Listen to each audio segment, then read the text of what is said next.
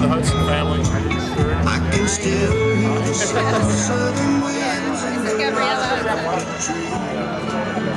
The people on the highway, it's causing quite a scene out there. So that's normally something that would annoy me on my way home.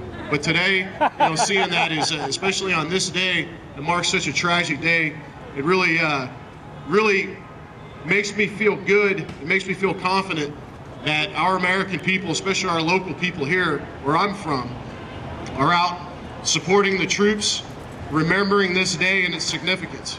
So that shows us that there's some serious hope.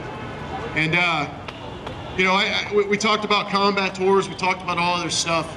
I mean, the enemy that we fight, this is the same enemy that brought the war to our shores 8 years ago this day.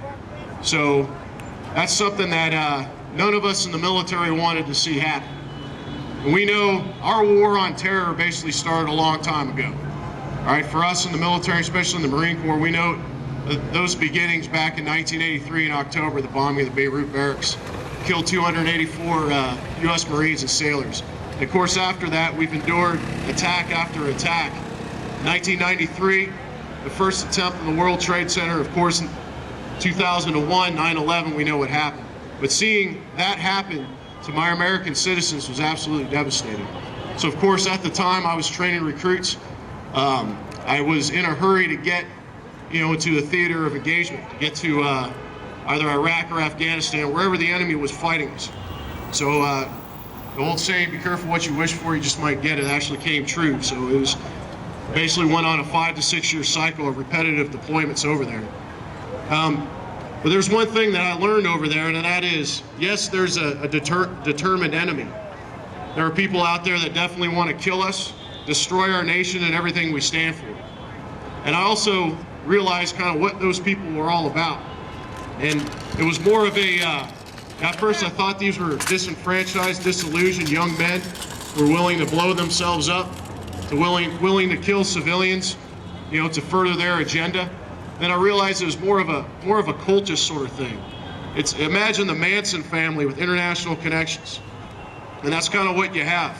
You have people that are, what would appear to be normal people who would basically leave everything they know to work for basically a false prophet and go somewhere and do something that just maims and kills people.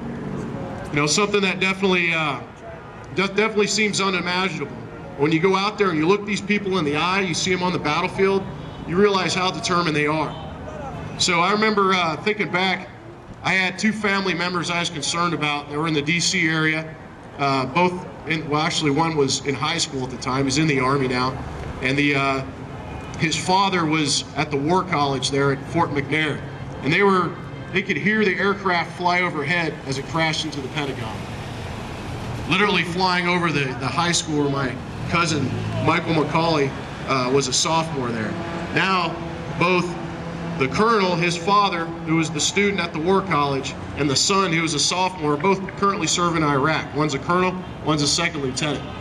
All right, that level of commitment that those families have, that family has to serve in the country, that level of patriotism that we see demonstrated out here, that's the recipe for success. That determination is going to counter what our enemy has to offer. And I would just say to the people here, there are a couple things that you can definitely do to actually help win this war. All right, one of those things is exactly what you're doing right now, supporting the troops. I remember when our Marines came back home in November of last year, and then when I returned in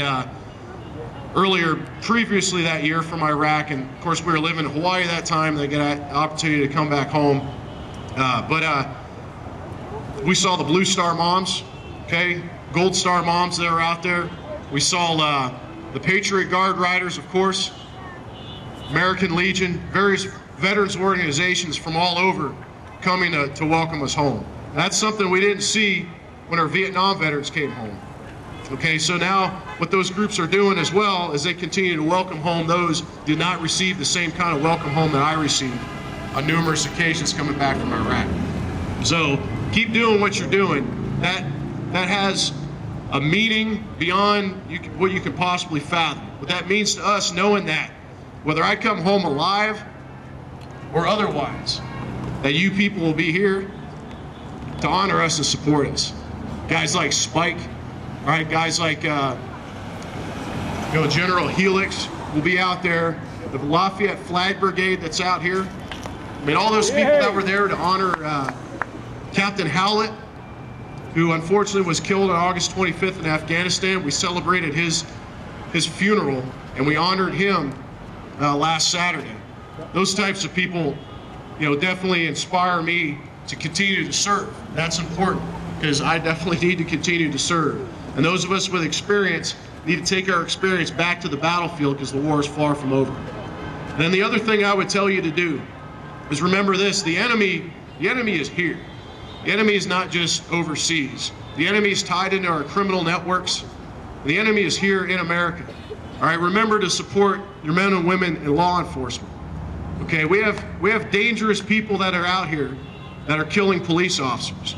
And there are individuals that are defending those criminals and giving them the opportunity to walk the streets and do what they did in March in Oakland when we lost 4 officers to somebody that should have been locked away in prison, throwing away the key. Okay, honor our police officers, boot out the politicians that are anti-police officer and law enforcement, and ensure that we have people that are going to keep our streets safe and are going to do what's necessary to do that. All right, we have groups like CARE and the Nation of Islam that basically facilitate the opportunities for our criminals to operate. And those criminals have global connections. So you can definitely thank a police officer. At least that's what I do, because I know that's who's taking care of my family when I'm away. So if you can definitely do that, that would be much appreciated. And of course, tie into your, thank your veterans, okay? These organizations that are out here, tie into them, see how you can support them. Turn out to events like this. Make sure this type of event is covered in the media, all right? Do what is necessary to get that done. And support elected officials who support our veterans. And if you're a veteran from any war, I have neighbors who are Vietnam veterans, Pearl Harbor survivors. Wear something that signifies and identifies you as a veteran so people can see that. That makes people like me feel very comfortable knowing that there are veterans serving beside me. And I want to go up to those people and thank them for their service. And last but not least, there is one thing that we're doing. One thing I cannot forget about, of course, are my wounded comrades. All right, being exposed to numerous sort of engagements with the enemy, as any combat veteran can attest to. You see a guy wounded, you do what you can to do to get him out of there alive. Then you wonder, where is he now? How is his family doing? And all that sort of thing. Well, you have an opportunity to actually support a group of us that are going to take care of our wounded veterans. We're going to support the Sentinels of Freedom. Most of you know Mike Conklin from San Ramon. Yeah. We're going to, on September 27th, a couple weeks from now, we're going to start from the Marines Memorial Hotel in San Francisco.